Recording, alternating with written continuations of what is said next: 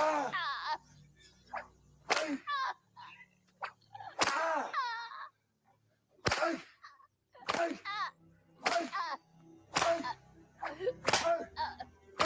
devil! Sooner or later, somewhere in the course of eternal justice, thou shalt answer for this sin.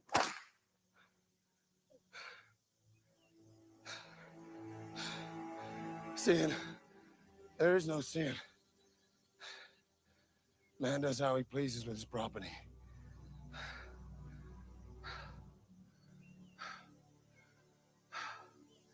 The moment, Platt. I'm with great pleasure. You be goddamn careful. I don't want to come lighten my mood no further.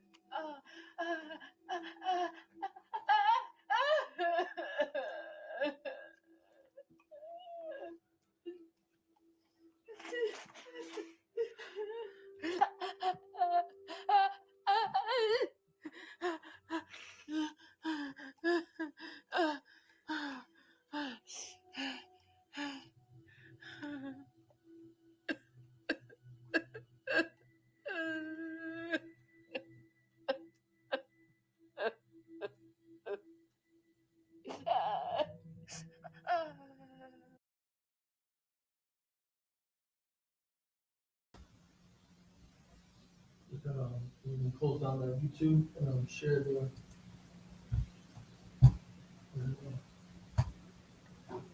Right. Shalom, Yahweh Ba'ashem, Yahweh Shah, Barakatham to the brothers in the room and watching online, to the sisters, Yahweh Shamar, Alathan, Ba'ashem, Yahweh Shai. I'm Priest and Officer Shargapan of the Israelite School of Universal Practical Knowledge, started out of 1 West 125th Street, Harlem, New York, under Commanding General Yohana.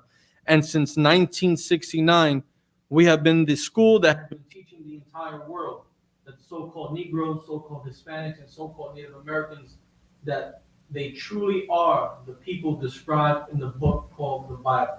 We are the 12 tribes of Israel. We are the 12 tribes of Israel. We are the nation of Israel. We are the Jews that you read about inside that Bible. And today's class, we're going to be speaking about Black history. You know, February has been dubbed and dedicated by America to be Black History Month, right? So instead of talking about Black inventors, which we should be learning about every day, instead of talking about Hispanic or Native American pioneers and heroes and leaders, which we teach every day, we're going to be teaching about Black history as it relates to white crimes and how the relationship between white people and slaves. Today we're going to actually be reading a review of appeals from the Supreme Court of the state of Louisiana. In fact, to give you the correct title, we're going to be reading a review created by Judith K. Schaefer. It's called Details Are of a Most Revolting Character. Cruelty to Slavery as Seen in Appeals to the Supreme Court of Louisiana. Symposium on Law of Slavery. Is that Brother Israel? Is that Brother Israel? Yes, it is. Hey, Brother Israel, why don't you come on in? Thank The you. brother there is just going to, check you guys down real quick, and feel free to join the class, okay? Okay, thank you. Appreciate it. No problem. So again, we're going to be reviewing Cruelty to Slaves as seen in the appeals in the Supreme Court of Louisiana. As we all may know of already, slavery was extremely big in America, both in north and southern parts of this country. We had Native Americans who were slaves. We had so-called Negroes who were slaves, right? But what we don't learn about in school is treatment of slaves by their white slave owners. We don't really read about or learn about the treatment of slaves, whether they were Native or African American or his so-called Hispanic, by their slave masters. We especially don't learn about or get the opportunity to read legal court documents that have to deal with the treatment of slaves, right? So before we get into this document, as we wait for Shamar, Shafwan, come take this mic real quick. Check.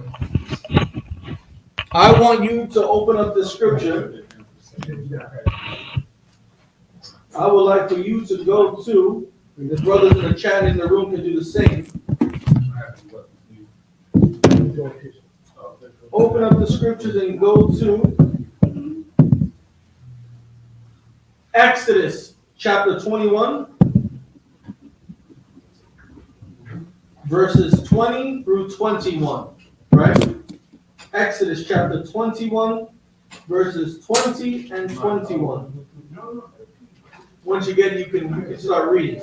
This is all going to segue into this review of the different appeals that may or may not have been in the Supreme Court. We're going to read about the court cases, some of their descriptions on the dealing with slave cruelty and how white slave owners, well, what their punishment, if there even was one, at the end of these different court cases. Okay, read, Baba. Khan.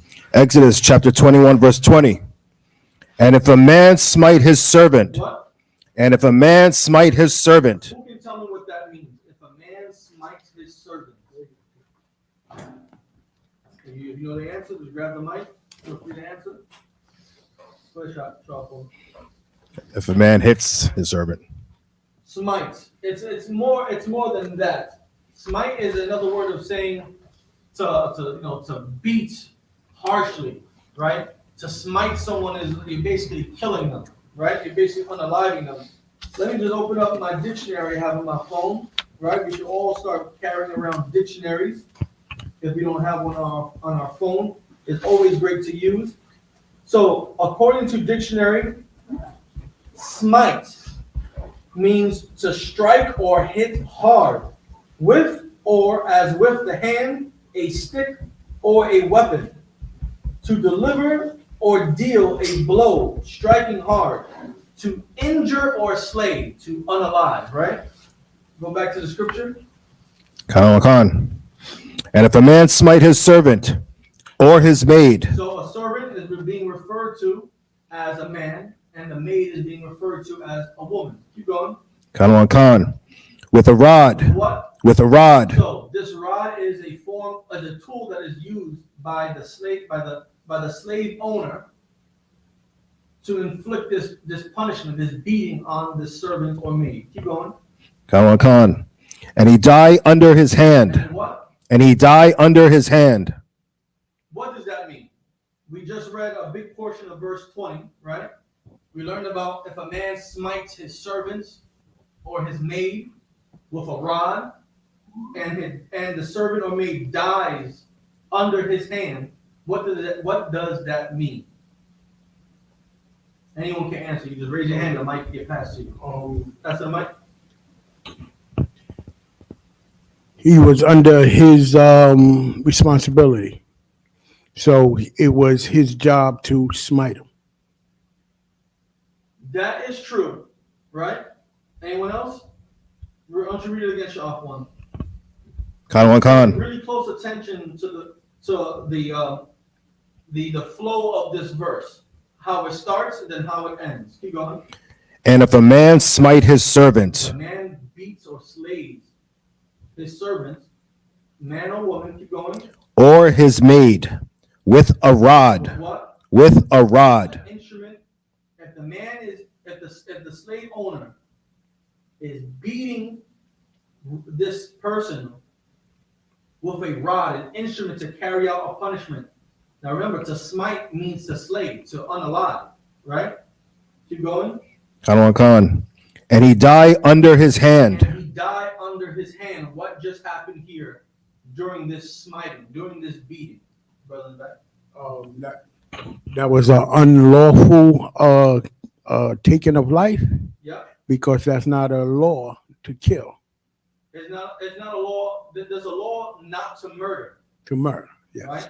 That we can in the event of protecting oneself or doing the work of the Lord, you can take another person's life. You can see that throughout the Bible.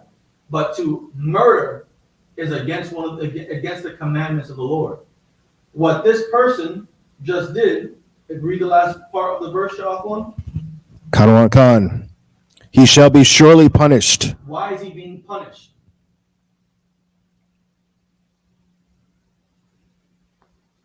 Remember, this is his Exodus chapter 21,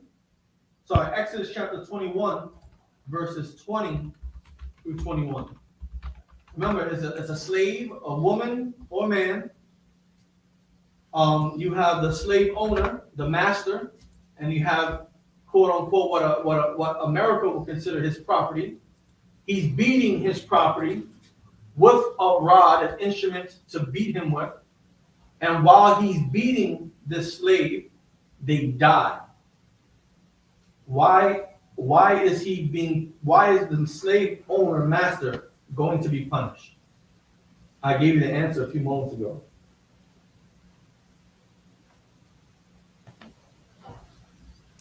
Because he died as a result of that beating, So?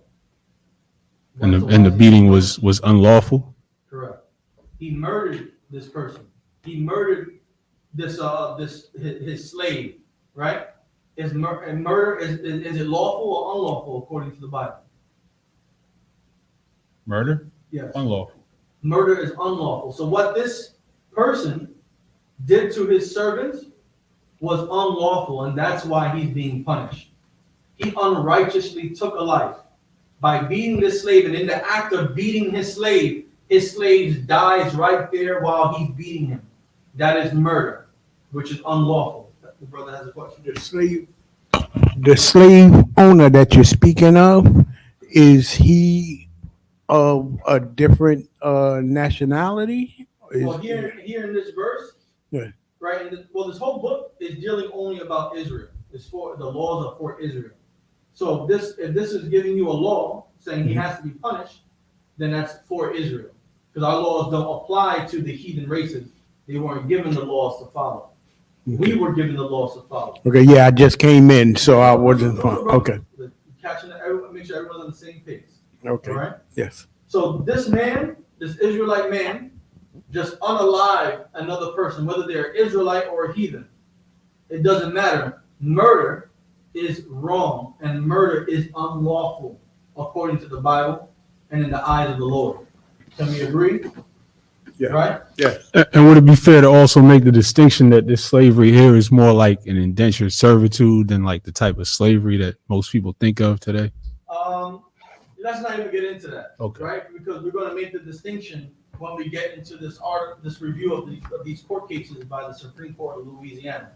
So just for all intents and purposes, just take it as face value. If a slave owner beats his slave to the point of death, if the slave owner beats his slave and he dies while he's beating him, that slave owner is supposed to be punished, because that is murder and is unlawful, right? Go on to the next verse. Khan, verse 21. Notwithstanding, if he continue a day or two, What? if he continue a day or two, What does that mean?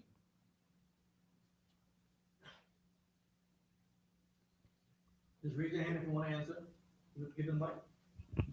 If who continues, the murderer, or if the murderer continues a day or two, No.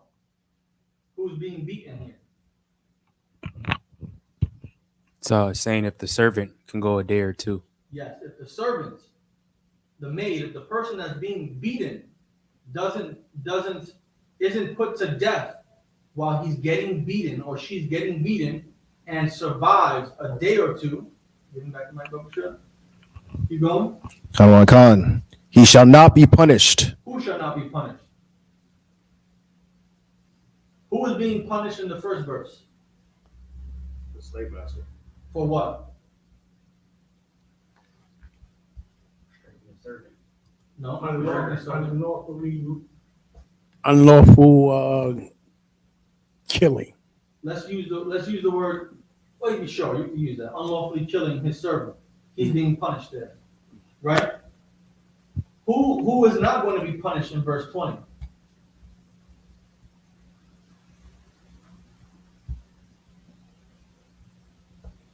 Sorry, in verse 21. Who's not being punished in verse 21? The master. Correct. The master is not being punished. Why?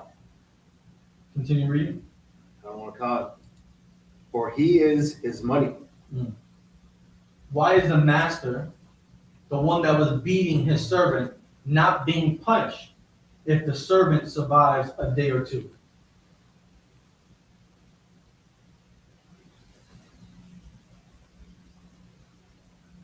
Repeat that, please.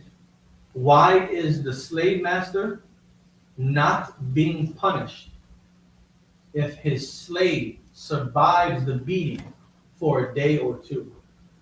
Why will the slave master not be punished? Because he's his property. Him, the slave being the property or belonging to the slave master is correct, but that's not the reason why. Because he didn't murder? Take a mic. Because he didn't murder? You're right.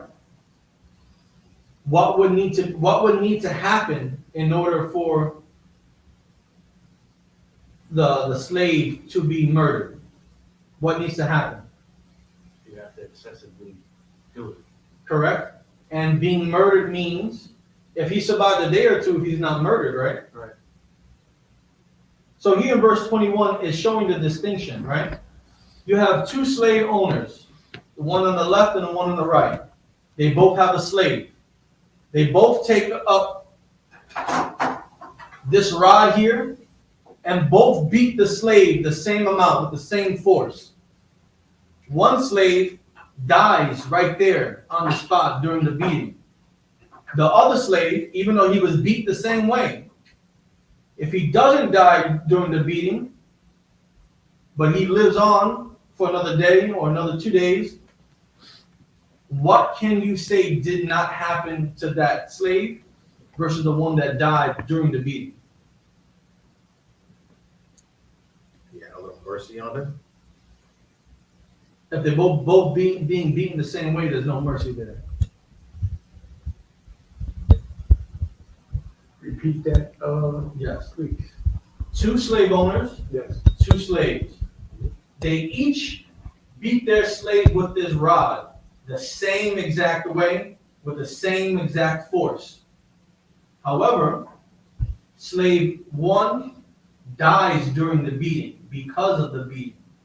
Slave A doesn't die during the beating and lives for another day or 2 days or 3 days. What's the difference there?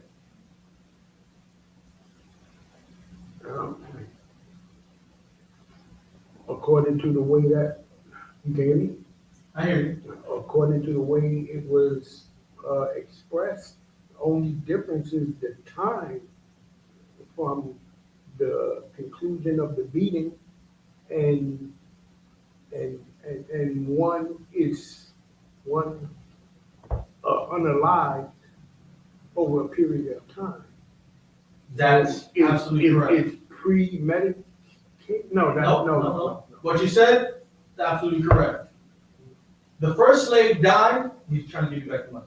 The first slave died, and we all know the slave died because of the beating, because we all know that he died while the slave master was beating him. Correct? Right? The other slave, a day passed, 2 days passed. Can we say that he died because of the beating, or is it possible that he could have died of something else? It's possible. Right? So we don't know why this slave only lived for another day and then died, or why this slave lived for 3 days or 4 days and then died. It's not clear and to the point, right? But on the other hand, we know for a fact that this slave was put to his death because of an abusive master, right? So I want you to keep that in mind when we go into the Supreme Court cases, right? I want you to go to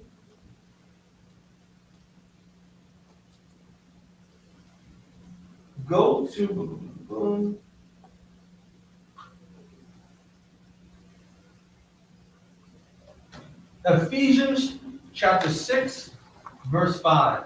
Because our oppressors here in America love to use the Bible to strengthen the idea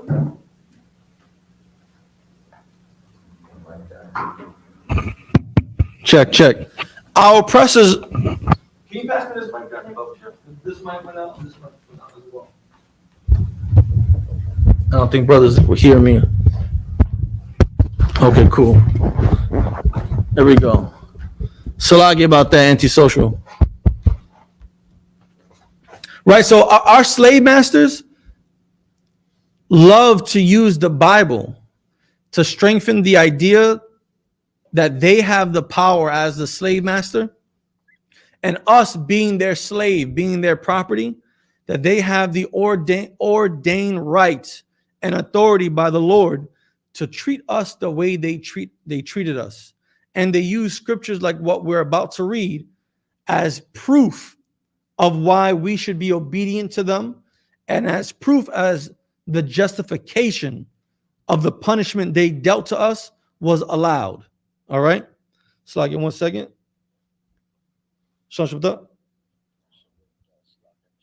Counselor, I had a question, but I was able to get it answered. All right. Right, so read that, Baba Shah. Ephesians chapter 6, verse 5. Servants, be obedient to them that are your masters. The what? That are your masters. So what is this saying here? What is this verse saying? Tap your mic, make sure it's working. No, it's not working, huh? That would sound good. Yeah, but I don't want to risk it. Read it again. Karawan Khan, Ephesians chapter 6, verse 5. No, we need batteries, right? Double batteries. Servants, be obedient to them that are your masters. So this is saying for the servants, for the slaves, to obey their masters, right? Keep going. Karawan Khan, according to the flesh, with fear With and what? trembling. According to the flesh, With what? with fear and trembling. You gotta fear your slave owner. You gotta fear them to the point that you're scared of them so much you tremble. That is how slave owners and slave masters here in America treated their slaves and expected African, so-called Negro and so-called Native slaves to be, in order for a slave to be perfect. And this is a word you're going to see when we go over these court cases.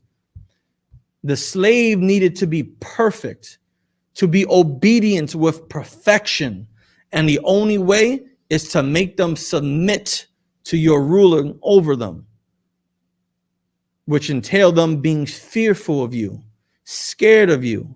In order to do that, you got to strike fear in them. You got to beat them, whip them into submission. And our slave masters did that masterfully because they were able to keep us oppressed for so long, keep us in fear and trembling for so long, that allowed them to have rulership over us for the length of time that they did here in the Americas. Keep going. Khan Khan, in singleness of your heart as unto Christ. As what? In singleness of your heart as unto Christ. The white man looks just like Christ, right? That we see all these paintings and pictures. We see this beautiful blonde hair or honey brown hair man, right? With green eyes or blue eyes or hazel eyes. He got a clean shaved face. He's coming so tender and delicate. He looks like your slave master. And you were expected to obey your slave master just like you would obey Jesus Christ. And when you look at Jesus Christ, you should see your slave master. And that's why you need to be obedient. Because the good book of the Lord says you need to obey your slave master, just like you are supposed to obey Jesus Christ. Now, if you don't, we're going to have to beat you until you obey Jesus Christ, because you have to obey your slave master, right? Drop that, and let's go to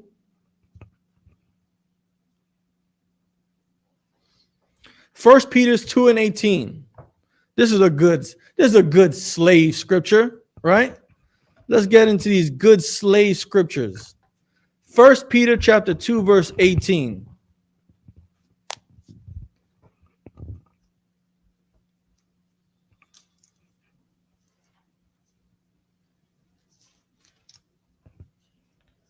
Khan.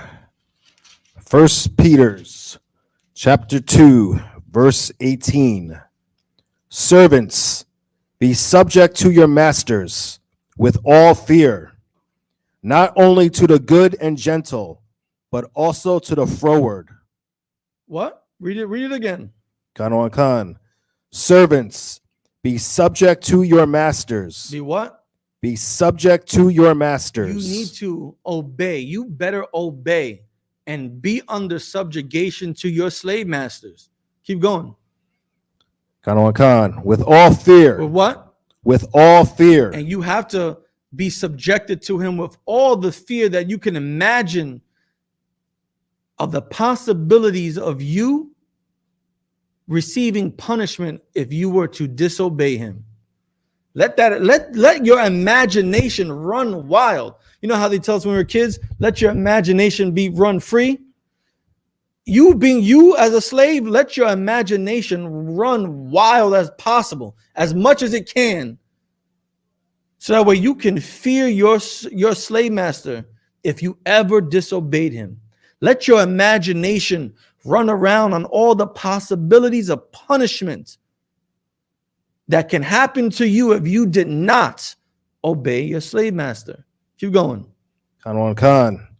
Not only to the good and gentle. Now, even if your slave master was one of those good slave masters that gave you new clothes every year, right? That fed you good scraps and not the bad scraps. Even if you got a good slave master that spoke nice to you, you should fear him too.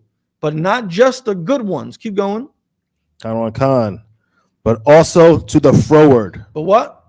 But also to the froward. The froward. One that's not good. One that's not gentle and kind.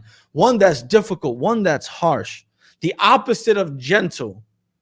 You should fear that gentle and kind slave master just as much as you should fear Madame Lalaurie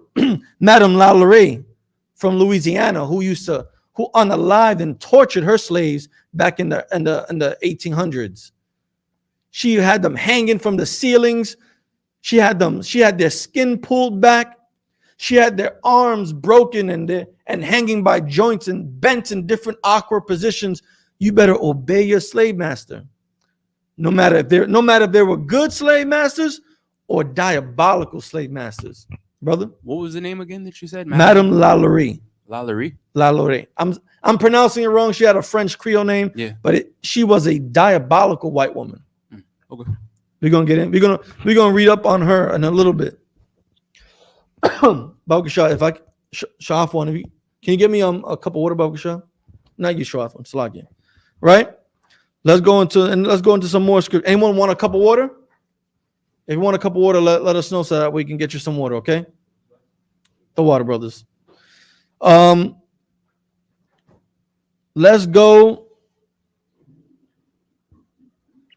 Exodus chapter 21. Let's go back to Exodus chapter 21. Let's start at verse 26.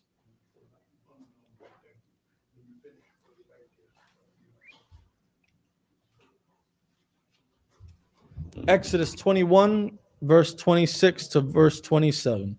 Khan. Exodus chapter 21, verse 26. And if a man smite the eye of his servant. If a man what? If a man smite the eye of his servant. What does that mean? We went over what smite means. So what does that mean? That little sentence before that little phrase or group of words before the comma.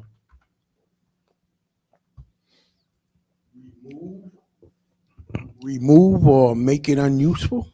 You could say that he hits his eye so hard that his eye is no longer alive or usable. He damaged his eye beyond the point of repair. Right? Keep going. Khan.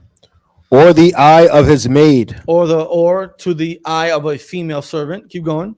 Khan. That it perish. That it no longer is usable. He can't see out the eye no more forever, for the rest of the life. Keep going. Khan. He shall let him go free for his eye's sake. What should the master do to the servant? Yes. The slave should be allowed to go free, since the master, the slave owner, injured his eye beyond repair, and the slave can no longer use that eye. The slave, the servant, the maid is to be let free. Keep going. Khan. Verse 27. And if he smite out his manservant's tooth or his maidservant's tooth, he shall let him go free for his tooth's sake. If he beats him to the point where teeth are falling out, that servant, male or female, should be set free. Right? Now, Christ came to teach us the spirit of the law and not just carry out the punishments of the law. This punishment is that the servant should be go free if the slave master did something like this. But what is the real meaning behind this law? What does Christ want us to understand about this law?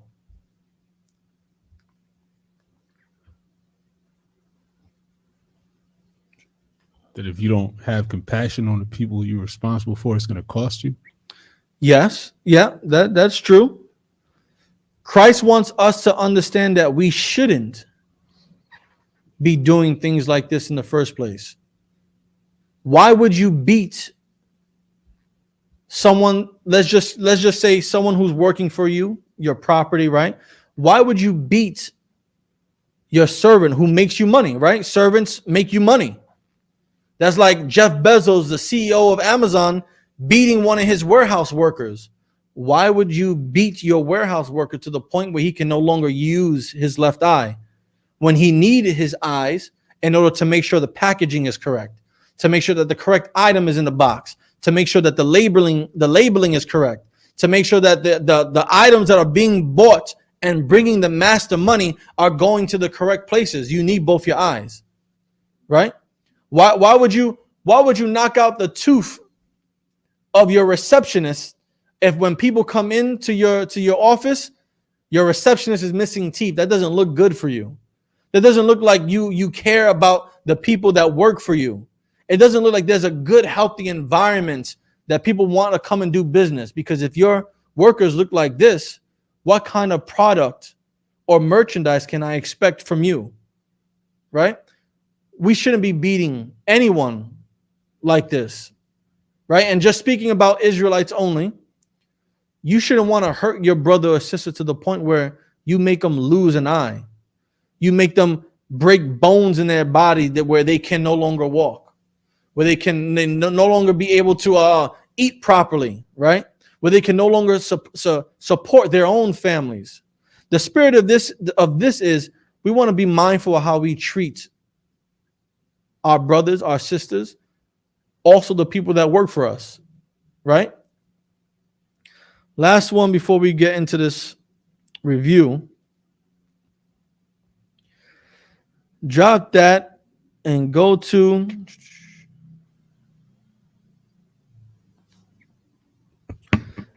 verse 16. Exodus 21:16. Khan. Exodus chapter 21, verse 16. And he that stealeth a man. What? And he that stealeth a man. What does that mean? Pass the mic back to the brother.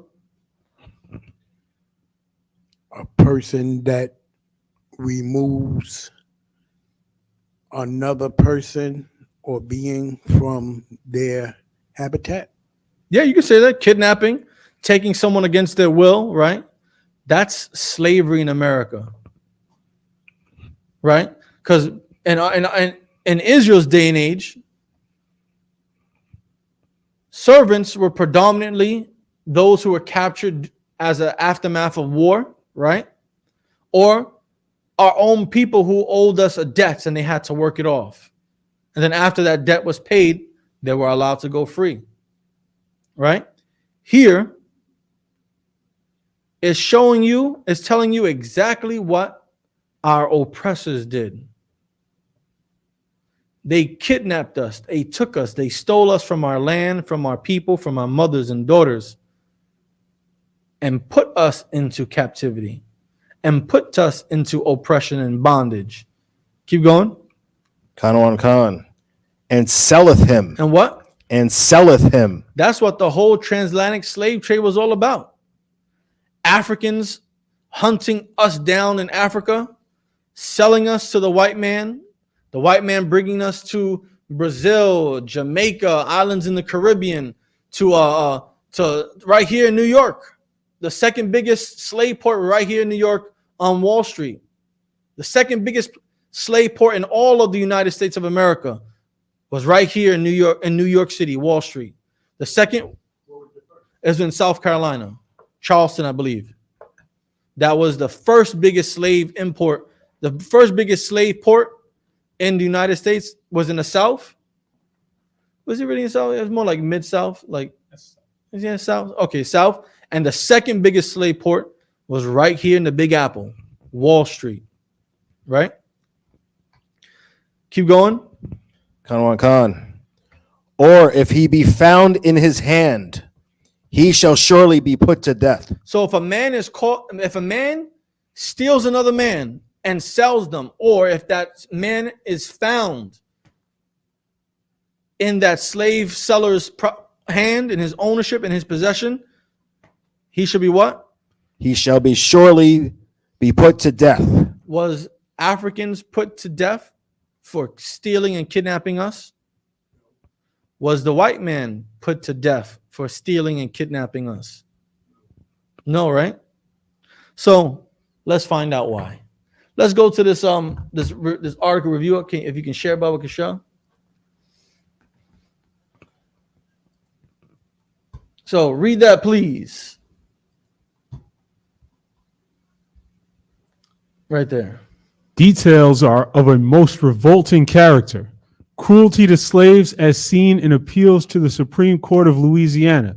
Symposium on the Law of Slavery, Criminal and Civil Law of Slavery. So all of this that we're about to read has citations. So you can go and check this for its accuracy, because we're not going to give you some person's opinion on what happened. We're going to give you the sources where you can find this as well.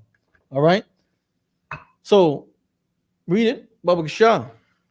When Louisiana became an American possession in 1803, the territory's approximately 38,000 slaves had rights unknown in any state of the American South. Most important of these were the right of self-purchase and the right to petition to be sold away from a cruel master. Read that again. Most important of these were the right of self-purchase and the right to petition to be sold away from a cruel master. So in Louisiana, don't scroll, leave it right there. In Louisiana, before it became an American possession in Louisiana, when it became an American possession in 1803, slaves were able to purchase their own freedom, or petition to the courts to be let go or to be sold to someone else. Keep going. If the master was cruel, all right, everyone understand? If the master was cruel, they would be able to do this. Keep going. American rule instituted an era of diminished protections for slaves as Louisiana planters found themselves for the first time in a position to make their own laws. So when Louisiana became part of the Americas, became part of America, they started to take away these rights that slaves traditionally had and started to make laws that made it difficult or hard for a slave to be free. Keep going. In 1806, the territorial legislature passed a new black code, which greatly reduced the rights of slaves in American Louisiana. So the black codes were laws that were put in place, codes, ordinances, statutes that prohibited or further restrict slaves or newly freed slaves from doing things. Keep going. They lost the right of self-purchase unless their owner voluntarily permitted it. So a slave could not purchase themselves unless their slave owner allowed it. Now, do you really think slave owners who are making money off of their slaves are going to lose this income voluntarily and let these slaves go free? No, right? Keep going. Furthermore, the new code mandated that juries had to criminally convict slaveholders of cruelty before they could be forced to sell an allegedly abused slave. Scroll back up. So check this out. In order for a slave to be freed or sold to someone else, their slave owner first in the court of law needed to be proved guilty of being a cruel slave master. That's scriptural. Well, That's scriptural. we just went over some of that, right? Yeah. Find themselves guilty. Right? Yeah. Yeah. Right? The slave master needs to be found guilty, needs to be convicted of a jury amongst his peers of slave cruelty in order for the alleged slave who faced this abuse to be allowed to go free or to be sold to someone else. Keep going. Slaves had not only lost the right to petition the courts for sale away from an abusive master, but the right to initiate any legal action. What? But the right to initiate any legal action. So slaves who are being abused by their master, they're not even allowed to have any legal start the legal paperwork. Like, I don't know how we go to a court today and say, I want to press charges against so and so. Slaves couldn't even do that anymore. I want to press charges against my cruel slave owner. You can't do that anymore. You can't even start the court process of bringing your slave master to court to even try to attempt to prove that he was being cruel. And even if you did somehow manage to get to court, he has to be convicted of this cruelty first. Keep going. Except for suing for their freedom. And they give a footnote here. The example they give is a case in which the Supreme Court of Louisiana refused to allow a free black woman to sue for cruelty on behalf of her slave daughter. Tell them we're not just spitting random stuff. We're going to give you where this information is coming from. Keep going. One of the primary purposes of the Black Code was to create a legal apparatus for the control and discipline of slaves. What was it for? To create a legal apparatus for the control and discipline of slaves. The black codes were created to keep you in check. Oh, you don't like working like a slave? Well, according to these black codes, you're going to work like a slave, and I'm going to treat you how I want to treat you. And there's laws put in place to prevent you from doing anything about it. That's what happened to us. The brother in the back has a question. Make sure the mic is on. Yeah. I'm seeing with what you're teaching right now, and from what I see on a daily, it's nothing new under the sun. Not at all. And for there to even be an argument today about our conditions and and the strife, it's a blindfold that's on, like, selling for cheap, and everybody the blindfold is too cheap not to wear it, so everybody's wearing it because that's what You should. Of course, everybody's doing it. But it's so obvious that with a history like this, why do you even try to argue that this ain't real? So for it to be to this magnitude today, that's witchcraft. That's from a higher power. That's you shouldn't even be able to argue this now. And for quote unquote righteous people of different nations to act like there's no foundation to our cries landed me here, basically. Well, what is it? Psalms 83? Confederate against us? Right. That's why. That's why there's no relief for our cries from any nation, because every nation benefits off of our slavery. But you know what's also of a higher power? To be obedient to our higher power. We don't have to worry about things like this if black men stopped unaliving black men.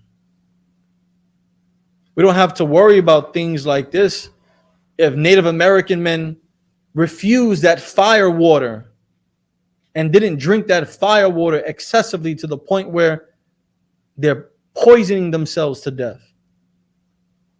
Right? We wouldn't have to worry about things like this if so-called Hispanics in South America weren't unaliving each other just for the ability to transport cocaine into America. We wouldn't have to worry about this because that higher power told us to obey him. And if we obeyed him, we would rule over all nations. Now, if we can't even follow simple laws that tell us how we should treat each other, we're never going to get out of this perfectly and beautifully designed system of oppression that our oppressors of all nations have come together against us with.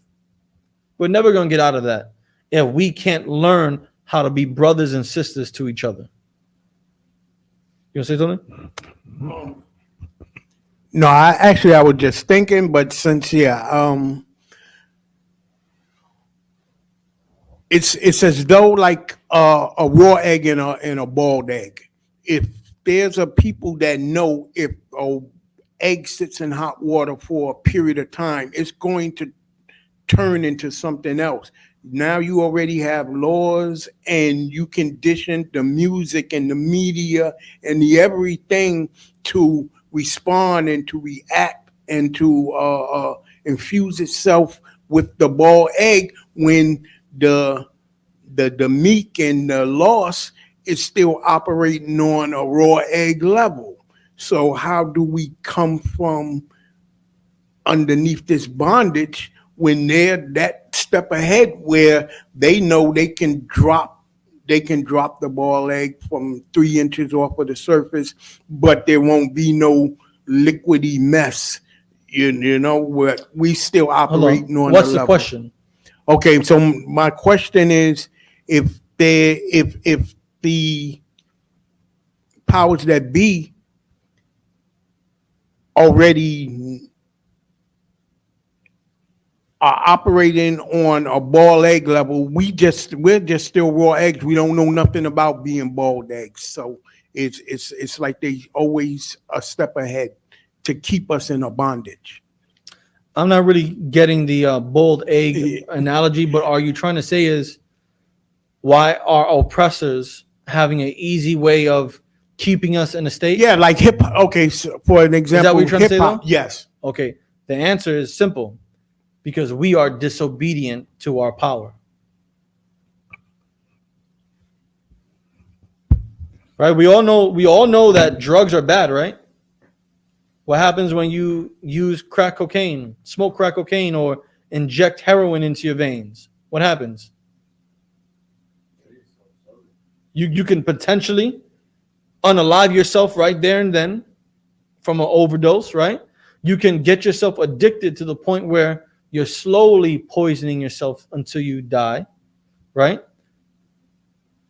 How do people look when they're on these type of substances in the streets of New York City? They look completely out of it, right? People call 125th zombie land because of all the crack fiends and the dope heads, right?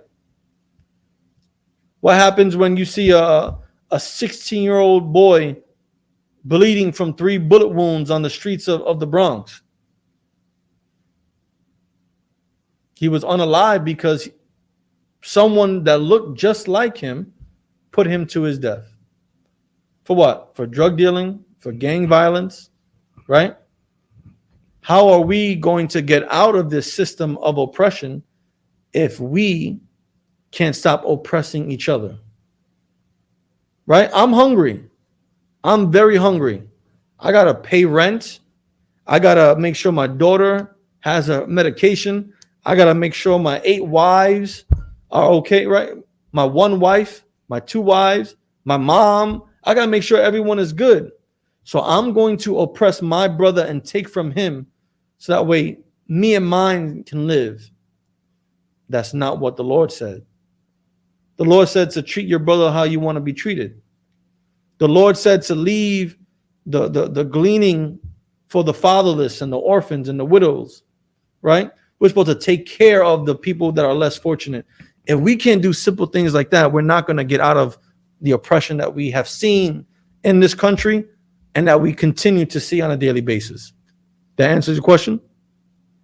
Most High in Christ. All right, let's keep reading. Slavery, by its very nature, required such regulation. Discipline was an essential element of the slave system. What? Discipline was an essential element of the slave system. Who has children? I know I just said I had like 8 kids, but I don't. I was just using it as an example. Who has children? Brother, you have children, right? What should your child touch fire? No. Should your child take money from you without asking? Absolutely not. So both those things are wrong, correct? Correct. So what do you have to do so your child learns not to do those things? You teach them beforehand at an early age what's right and wrong. So what are you doing to your child? You're raising them to. Hold on. Read that first word again. Discipline. What are you doing to your child? You're disciplining. Right? So just how you would discipline your child, that way they can learn right from wrong, right? You get a cookie if you get 100 on your test. You get your PlayStation 5 taken away if you get a 0 on your test, right? You get a new bike for getting straight A's all year round, or you have to go to summer school and do summer work because you failed school, right? You got to discipline your children. Your child comes home late after curfew, you might discipline them in a way where it shows them the consequences of coming in late. Or if your son comes in on time, consistently, or even before their curfew, what might happen? You might discipline them and show them that because of how great they are in obeying you, they can stay out later, right? But for a slave, you got to do what? Discipline was an essential element of the slave system. Discipline was extremely crucial, essential, necessary for the slave system to work, right? You're going to beat your slave if they don't pick the correct amount of cotton every day, right? You're going to beat your slave. It's okay. You're going to beat your slave. Next time out is the Shamar's job to do that, okay? You're going to beat your slave if he doesn't do something according to your liking, right? You're disciplining your slave on what they should not be doing, right? But if your slave is always exceeding expectations, you might allow your slave to get some trinket of freedom or some crumb of a easier life. Read it again. Discipline was an essential element of the slave system. If slaves were to earn a profit for their masters, To do what? To earn a profit for their masters. You need discipline in order to make sure your slave brings you a profit. Whether it be harsh discipline to make sure they don't mess up your profit, or whether it'll be a discipline of reward for them bringing you greater profit. Keep going. As well as pay for their own maintenance. Control of slave behavior also maintained the image of white superiority. Say that again. Control of slave behavior also maintained the image of white superiority. In order for white people to be superior in this country, they had to control what slaves did, how slaves thought, the things they said, the things they were allowed to do, the things they ate, how they dressed, how they earned food, how they earned reward. You had to control how they were beaten and disciplined, so to make sure no one else follows after that slave. You might have to sell some slaves in order to control the behavior of the rest of your slaves. You might have to put them on a whipping post and whip them 40 lashes in order to get the slaves to have better behaviors, for you to control them. Keep going. Salaki. In addition, whites believe After white superiority, and the prescribed and delicate etiquette of relations between the races. because it was very delicate, the relationships that we had with our slave master, being black and white, being native or white, right? Very delicate. So you have to treat it in a certain fashion where the white man can maintain that control and keep that image of superiority. Keep going. In addition, whites believed that making slaves stand in fear. What? Stand in fear. Didn't we read two scriptures, First Peter's, right, and Ephesians, about fearing your slave master? Slaves need to fear their slave master and with trembling. Keep going. Was a necessary precaution to prevent slave insurrections. What? To prevent slave insurrections, as well as to maintain discipline. You better fear that slave master. It was necessary for him to make you fear him. Keep going. Breaches of discipline necessitated punishment. What? Which was necessitated punishment. When you disobeyed your slave master, it was necessary for you to be punishment. Punishment had to be rendered onto disobedient slaves to keep that image of white superiority, to control that slave behavior. You want to say something? Yes. That's the first commandment of the real God, of the real Yahweh, What? to fear him. If I'm not mistaken, I believe so. The first commandment, thou shalt have no God before me. Right? Yeah. Alexa, if I'm not mistaken, yeah. what's the first commandment of God? The first commandment reads, "Thou shalt have no other gods before me." Okay, sure. Yeah, why not? Right? Yeah. Thou shalt have no other gods before me. Yeah, whichever one. Yeah, to fear him. So it says, though they're trying to they're replacing your God. Well, listen, they gave us white Jesus and we're supposed to fear him. So Absolutely. we got to fear our slave master, because Jesus said to fear the slave master just like you would fear him. Keep reading. Breaches of discipline necessitated punishment, which was most often physical in nature. And although all such punishments were inherently cruel, What? although all such punishments were inherently cruel, All punishments were basically cruel. You beating your slave, that's cruelty, right? You tying them up to a post like what we saw in the beginning of the class in the movie The 12 Years a Slave, that's cruelty. You sicking dogs on your slave to maul them down, that's cruelty.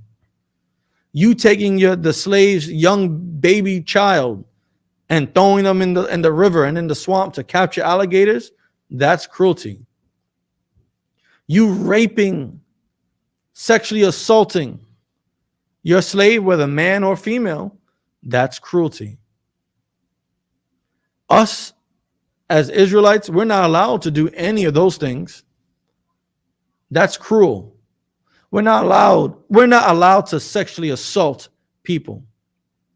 We're not allowed to unrighteously murder someone, put them to their death. We're not allowed to steal things. We're not allowed to feed babies to animals. We're not allowed to do that. So what the white man did, it was inherently cruel. Keep going. If the chastiser were a martinet, excessive, even barbarous cruelty was always possible. And if you got one of those froward slave masters, cruelty was almost definite, right? Keep going. The Black Code prohibited cruel treatment beyond that which was acceptable in American Louisiana. What? The Black Code prohibited cruel treatment beyond. So the Black Code, right? On surface, the laws, the way they worded it, was to help prevent the cruelty, the cruel treatment and punishment of slaves by their slave masters, right? But keep going. But recalcitrant slaves and hot-tempered masters. But recalcitrant slaves and hot-tempered masters. Recalcitrant basically means like difficult, almost, if I remember it correctly. Alexa, what does recalcitrant mean? Recalcitrant, as an adjective, means resistant to authority or control. Alexa, stop. Or stubborn. Alexa, stop. So difficult slaves, right? Let's just sum it down to difficult slaves. Slaves that didn't want to cooperate with their slave masters, right? Keep going. Were a combination that could convert control into extraordinary cruelty and violence. According to the Black Code. So having difficult slaves and having hot-tempered masters was a perfect mix for cruelty to happen. This slave doesn't want to pick its 100 pounds of cotton every day. Well, that slave master being out there on that plantation all day, he's not going to take it too lightly. You got him out there sweating, monitoring you, having to talk back and forth to you on why you're not picking 100 pounds of cottons every day. Well, you know what? That's the perfect recipe for a reason why that slave master was cruel, why the punishment delivered onto that slave was unjust, right? You forget about that. You get that at the class, right? Continue where you left off. Slaves were passive creatures. According to the Black Codes? According to the Black Code, slaves were passive creatures whose subordination to their master and to all who represent him was not susceptible of any modification. Right? So slaves, no matter if it was your slave master or anyone that represented him, no matter if it was Christ or anyone that represented him, Christ being that white man that you pray to, and anyone who represented him was that white man who was your slave owner, right? You're going to obey. Keep going. Hence, even minor insubordination might have been an occasion for excessive punishment. Even just a little sass in your response to your slave master, just by saying no, you're going to get your behind whipped. You're going to get punished. Keep going. The Digest of 1808, a compilation of the civil law in territorial Louisiana, reinforced the Black Code. The slave is entirely subject to the will of his master. What? The slave is entirely subject to the will of his master. Black Code said that you are entirely under the authority of your slave master. Whatever your slave master says, goes. Keep going. Who may correct him and chastise him. What? Who may correct him and chastise him. And your slave master has every authority to do as he sees fit in correcting you and disciplining you, whether it be punishment or some other form of treatment. He's correct in whatever he does. You're going to start seeing a lot of contradictory things that the Black Codes put in place and allow the slave masters to do. Even though it said that the Black Codes were made to prevent the cruel treatment of slaves, we're going to see how the black codes gave the slave master power and the right to do the things that he did.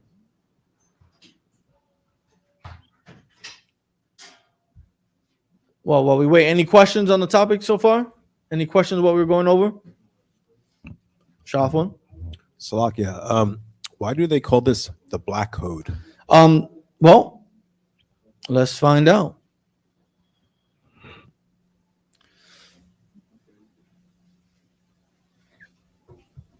Okay. So, do you know what the black codes were?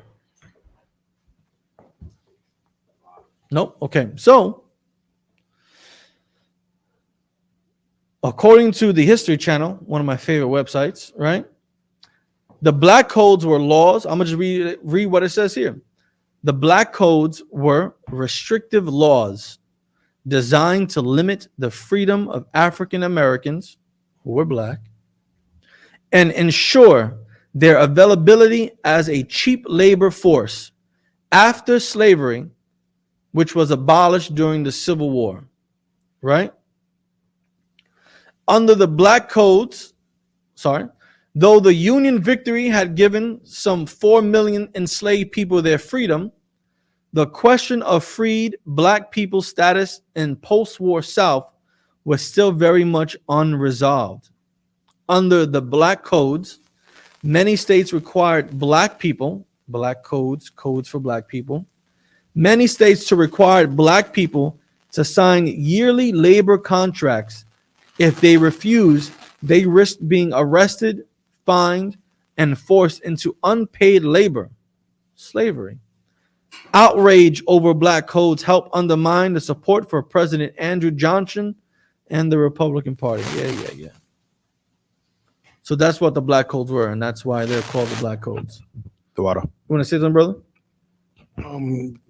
I was just want to double check that at this time period where the black codes was created, the other nations such as Ephraim and the North, Other tribes? and the other tribes, is this a different time and place? Say again? Is that a different time and a place where it's only noted as the black codes? Well, they had their own form of oppression in those respective parts of the world. So in Brazil, they had their own laws that were designated for the natives and the Negroes, or the blending of the two. They had their own different codes. They were all called something else, but they were still had restrictions placed upon them. Okay, thank you. Sis, make sure your phone's on silent, all right? Your phone's on silent? Okay. Please, anyone else? No?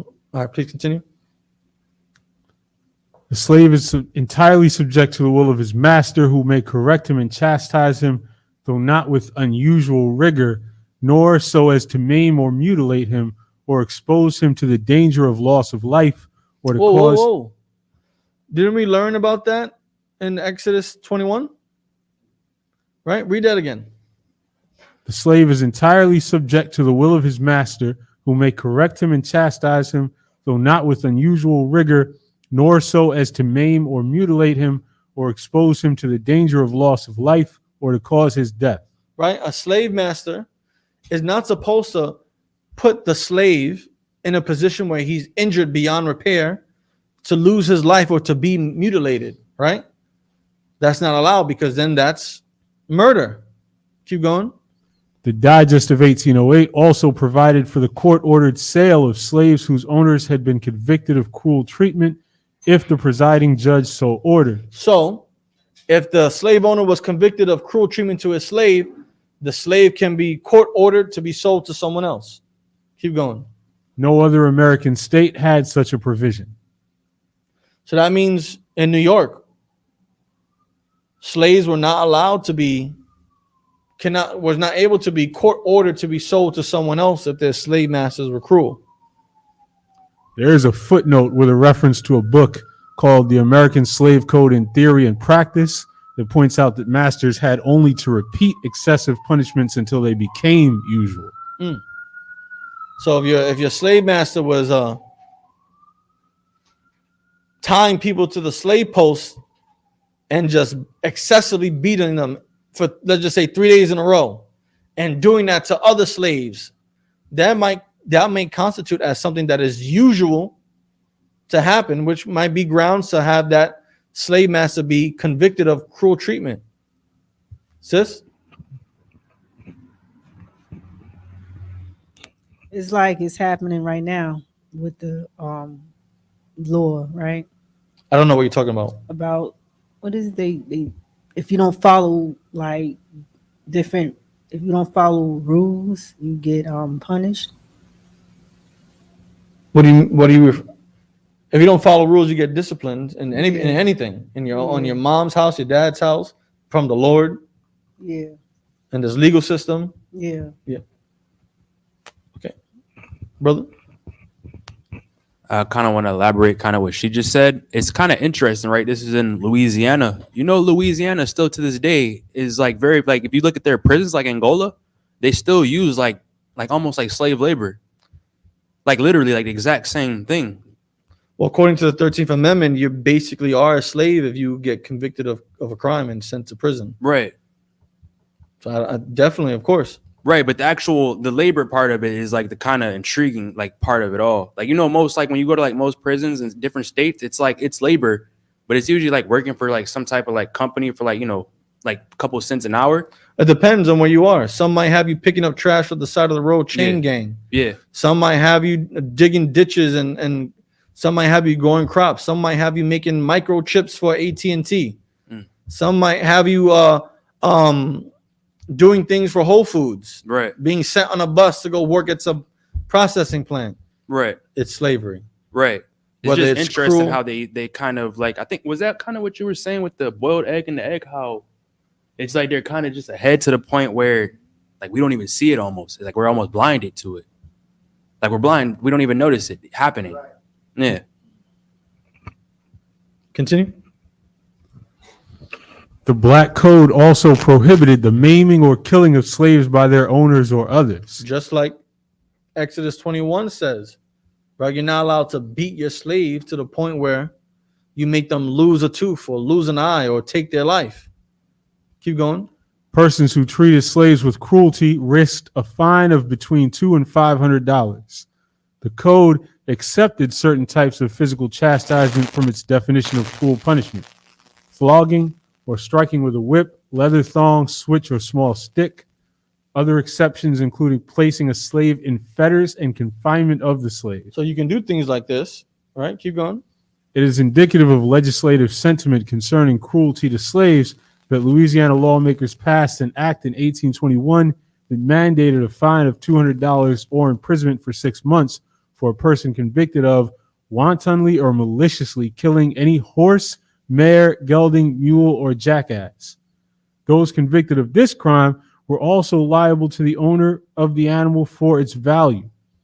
Persons convicted of having cruelly beat, maimed, or disabled animals were subject to a $100 fine and were liable for damages to the animal. So just like the things you would do to animals that were cruel, there were similar things faced for doing that to your slave. Keep going. Evidence that excessive violence and cruel treatment of slaves was not an uncommon event in Louisiana abounds in plantation diaries and other manuscript sources. The most famous case involved the notorious Madame Lalaurie. So that was a person that I mentioned earlier. Madame Lalaurie was a diabolical white woman. Keep going. Hold on. A New Orleans court found this sadistic woman guilty of abusing her slaves and ordered the sale of the slaves away from their mistress. Right. So according to the Black codes, it was found that she was abusive to her slaves.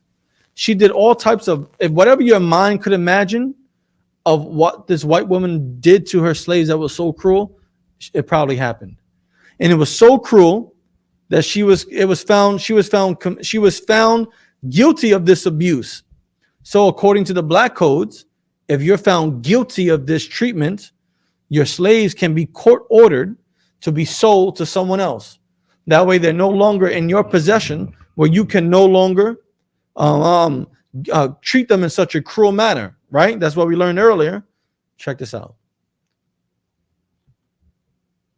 Lalaurie's relatives Lowry's relatives. So she was court ordered to sell her slaves, but purchased the slaves. her relatives, her uncle, her grandmother, her cousin, her nephew, her niece, whoever, her relatives purchased her slaves.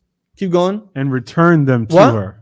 And returned them to her. So they purchased the slaves, keep the money in the family, and keep the slaves in the family because the slaves were just given right back to her. Reminds me of today when officer gets quote unquote fired from the department when he can just go across to Pennsylvania, right? To another state and get rehired. Right? Crazy, right? And this is a famous thing. The mansion where this happened still stands to this day, right in the French Quarter. They if I'm not mistaken, they tore it down a little bit, but I think they might have rebuilt it and kept certain portions of it. But it's still standing. You can go there right now and take tours and look at this building where she showed the true meaning of what a monster is on the face of the earth. Keep going. She chained them to the walls of her Royal Street home. So she got these slaves back who she was abusing. When she got them back, she chained them to the walls. Keep going. Where she reportedly alternated between torturing and striking them. So she would torture them and beat them. Torture them, beat them. Back and forth. Torturing and beat them. What do you think some of the things that she did to them were? Just use your imagination. Keep going. On April 10th, 1834, an elderly slave fettered to a garret somehow managed to set fire to Lowry's house. So one of her slaves, who was kind of like a cook, who was chained to the stove area, the kitchen area, she found a way to set the place on fire because she would rather be burned to death than to suffer another moment of being tortured and enslaved to Madame Lalaurie, to Demon Lalaurie, right? Keep going. The New Orleans Bee described the events that followed. The conflagration at the house occupied by the woman Lalaurie has been the means of discovering one of those atrocities. What? One of those atrocities. Horrendous. The details of which seem to be too incredible for human belief. So what they found to be taking place in her mansion, in her house, was beyond what they could imagine a human could do. Was beyond belief. Like, you would never believe this was a story. You want to know these stories of all these haunted houses that we hear about in America? Oh, this house is haunted, right? You got all these boogeymen like Michael Myers and Freddy Krueger. This was the real life Freddy Krueger. She was the real life Pamela Voorhees. She was the real life Texas Chainsaw Massacre. This was a real haunted house. You go in there and you don't come out. Keep going. We would shrink from the task of detailing the painful circumstances connected therewith, were it not that a sense of duty renders it indispensable to do so. They would rather not even discuss what they found if it wasn't for their duty to report what they found out of necessity. Keep going. The flames having spread with alarming rapidity, and the horrible suspicion being entertained among the spectators that some of the inmates of the premises were incarcerated therein, upon entering one of the apartments, the most appalling spectacle met their eyes. So when they entered this place, her place of residency, they saw something that was beyond what their eyes could believe. Keep going. 7 slaves, more or less horribly mutilated. They were mutilated. I'm talking about gashes all over their bodies, or organs spewing out. I'm talking about their intestines taken out of their body and wrapped around their waist and then tied into a knot. I'm talking about their skin being filleted off their body and allowed to curl up. The most horrendous things you could think about. Think about all the horror movies that you've ever seen. Put them all together, and that's what you saw. Keep going, please. We're seen suspended by the neck. What? We're seen suspended by the neck. Hanging from their necks. Keep going. With their limbs apparently stretched and torn from one extremity to the other. Their limbs torn out of place, hanging by skin. Keep going. The slaves were the property of the demon. Of the what? Of the demon. Because La Laurie was a demon. She was definitely a monster. She's what horror movies and books and stories and campfire stories you tell your little kids as a counselor. She was an inspiration to these camp stories. Keep going. In the shape of a woman.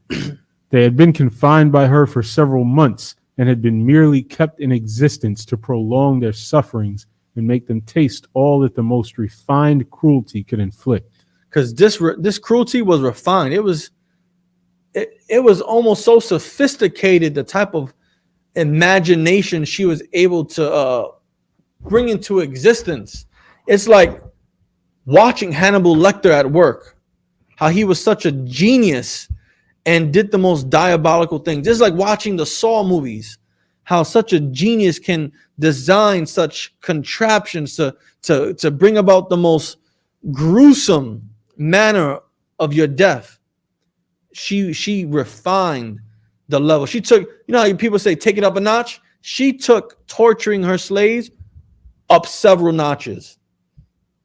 Right? You want to say something, brother? Yeah, as you mentioned, even after she was convicted of the crimes and her slaves were removed from her possession, there was a vehicle in place for her to reobtain them through her relatives. Correct, because so the black codes allow for your slaves to be sold, but it doesn't say they can't be returned back to you.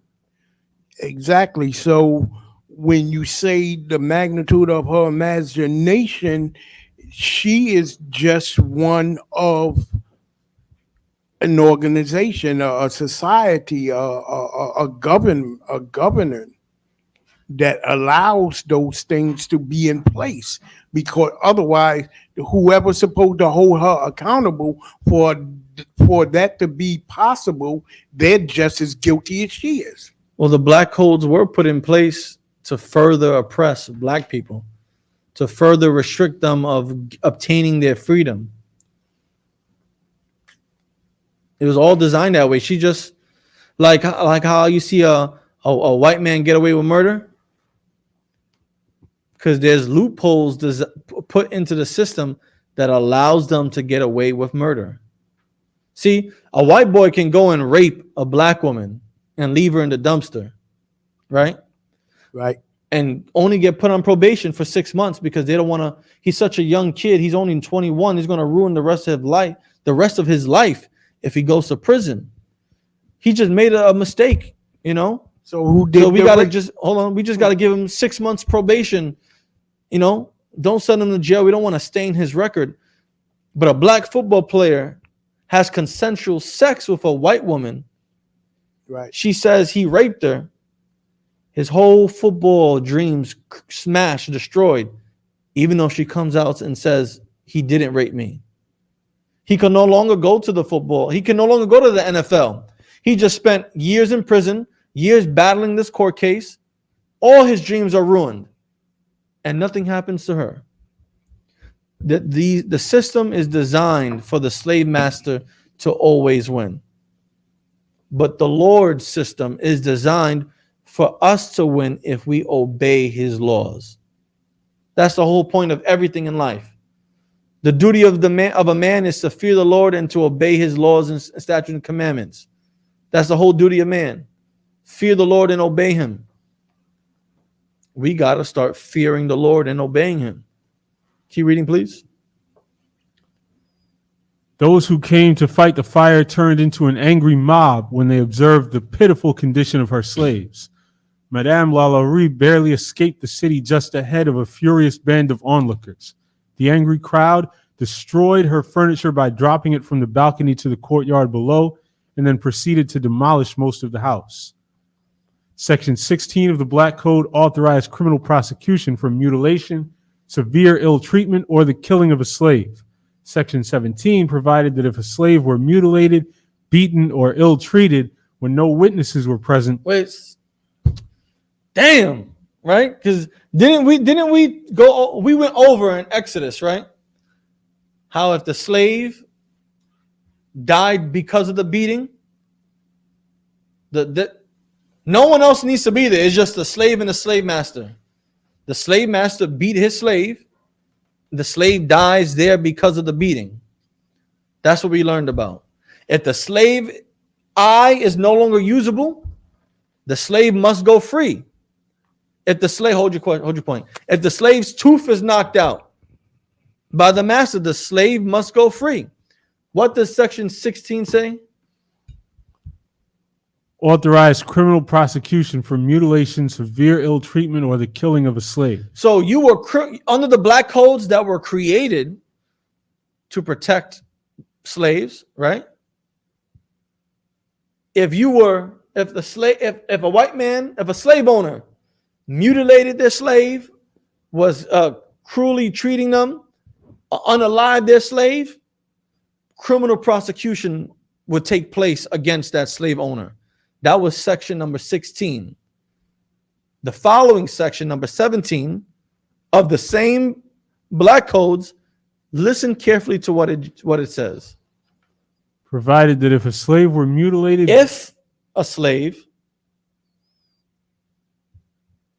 come on, brother, were mutilated, beaten, or ill-treated when no witnesses were present. What?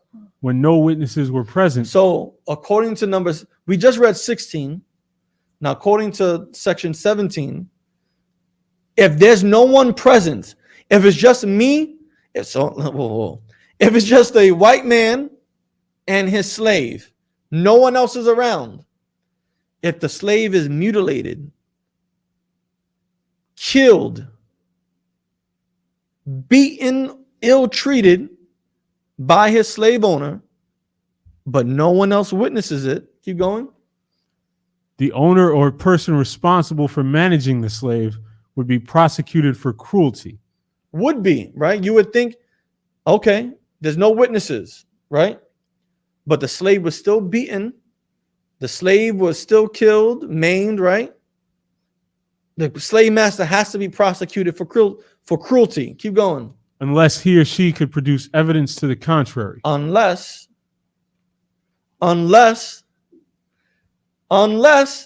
the slave master can prove that he didn't do it, right? Keep going. Since slaves could not testify in court. What? Since slaves could not testify so in court. So you can't ask the slave, you can't bring the slave into the court and question them. They can't do that, right? Keep going. Against whites. What? Against whites. Not only can't you bring a slave into the court to testify, they can't testify against their slave masters. Keep going. This provision was intended to protect slaves in situations in which they were the only witnesses to the cruel treatment. So somehow this is protecting the slaves who are being cruelly treated when there's no witnesses available. Keep going. However, keep going. The creators of the Black Code left a loophole.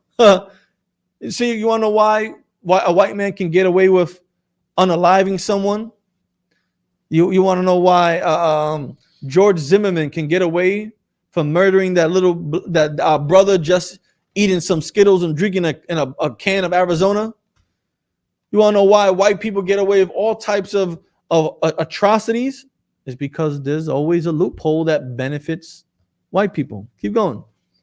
An owner prosecuted under such circumstances could also clear himself. Whoa, what? Could also clear himself. Remember, the owner, the slave master, can bring forth evidence. This is the evidence that is required by the slave owner. By his own oath. The slave owner. Do you understand what they just said? The slave owner, as evidence that he did not beat or kill or maim or treated his slave cruelly, all he has to do is take an oath and swear that he didn't do it. And that's all he needs to not be convicted of cruelly treating his slave. Just by taking an oath and saying, I swear I did not unalive my slave while I was beating them, that was enough for him not to be convicted of whatever happened to that slave. That's the loophole. Keep going. Although this provision weakened the law prohibiting cruelty to slaves, and although few slave owners were ever prosecuted for cruelty to their slaves, neither Louisiana law nor the state's courts ever ruled out this possibility, as did North Carolina Judge Thomas Ruffin, writing for the court in State v. Mann. So the black codes were supposed to protect slaves from cruelty. The black codes also allowed their slave owner to get away with cruelty. Want to say something, brother? The black code itself is a loophole. The whole thing. There's no protection that it was given black people. The whole purpose of it was to restrict black people. Please keep reading. In this often quoted decision, the court held that slave owners could not be held criminally responsible for an assault and battery on one of their own slaves because such a ruling contradicted the absolute power of the slaveholder, which was necessary to render the submission of the slave perfect. Remember how I said, remember that word perfect? How are you going to take a slave owner to court and charge them with cruel punishment of beating their slave if it is necessary for the slave owner to beat their slave as a form of discipline to make the slave perfect in obedience?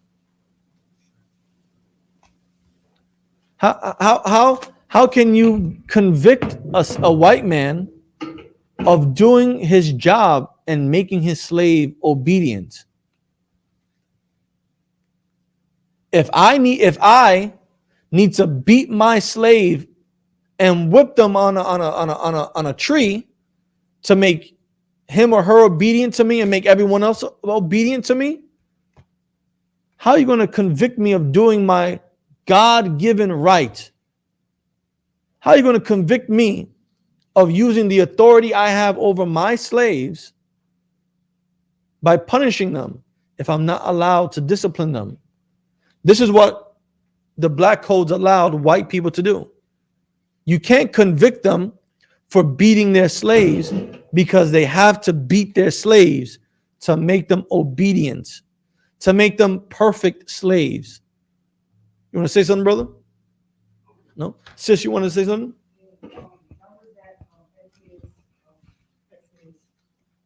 I'm looking for the scripture. Earlier in the class, we were in many scriptures, but we went to Exodus 21, verses 20 and 21, and in verses 16, and in verses 26 and 27. All right. Please keep going. Plenty of evidence of ill treatment exists in the records of appeals of civil cases to the court. At times, the cases reveal unprovoked or senseless violence on the part of owners, overseers, or strangers. In many instances, cruelty to a slave resulted from a white's overreaction to a slave's minor infraction. 3 factors prevented the Supreme Court of Louisiana from hearing many appeals from criminal trials for cruelty to a slave during the antebellum period. The most obvious. It's like it. Sis, what's going on? Okay, Exodus. You can sit down, brother. Exodus chapter 20, verse 16, verse 20, verse 21, verse 26, verse 27. You got it? Perfect. This is very important why you should be at class on time. Okay? Keep going. The most obvious is that there were few prosecutions of this nature, since slaves were often the only witnesses to such incidents, and since Louisiana law prohibited them from testifying against whites, finding legally competent witnesses was difficult. So 3 reasons that the Supreme Court of Louisiana didn't get a lot of these appeals, right? The first one was because Slaves weren't allowed to be witnesses against their slave owners, and it was difficult to provide witnesses to these events when it's really just a slave beating when it's really just the slave master beating his slave. No one else needs to be around for that. Keep going. Often white witnesses, many of whom felt that slave discipline was a private matter between slaveholders and their property, were reluctant to testify in prosecutions for cruelty. Yeah, a white person is not going to testify against another white person. They believe that disciplining of the slave is the responsibility of the slave owner. And whatever that slave owner decides to do as a form of disciplining, that's their authority to do so. And it's none of their business.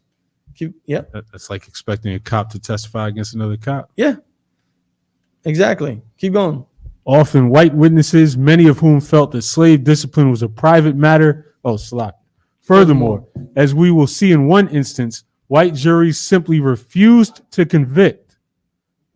Keep going. Despite overwhelming evidence of brutality. Again, a white jury is not going to convict a white man who's disciplining their slave. Keep going.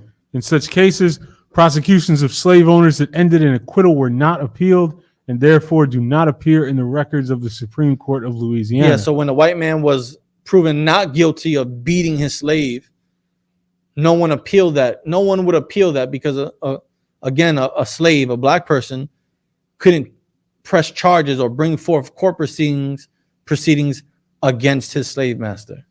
Keep going. The third reason for the scarcity of criminal appeals is technical. The first Constitution of the state of Louisiana in 1812 limited the jurisdiction of the state Supreme Court to civil appeals. Until the Constitution of 1845 gave the High Court criminal jurisdiction, the court heard no criminal appeals. Appeals of criminal prosecutions for cruelty to slaves were therefore limited to the 16-year period from 1846 to 1862, although the court heard appeals of civil suits that involved death or injury to slaves throughout the antebellum period. The court was quite willing to sustain the property rights of slave owners in civil suits when their slaves were injured or killed by others, but the justices had little opportunity to affirm convictions of whites in criminal prosecutions. There were only 6 criminal appeals of cruelty convictions to the court from 1846 to 1862. Each involved a slave man who died from the abuse he received. So it is that time.